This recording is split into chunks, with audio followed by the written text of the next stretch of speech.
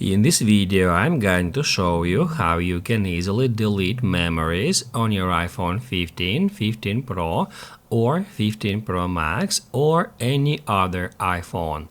Be sure to watch the video to the very end so you don't make any mistakes. Let's get started, and first off, open up Photos app. Then tap right here where it says For EU to head over to For EU section.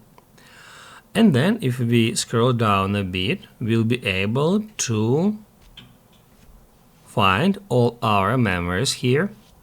To see all of them, tap at See All. That's where we can easily find our memories.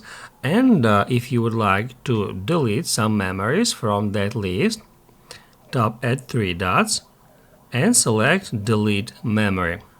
It says, are you sure you want to delete this memory? The items in this memory will still be visible in your photo library. However, that particular memory will be deleted from iCloud Photos on all of your devices. To delete memory, tap right here. If this video helped you out, don't forget to hit the like button.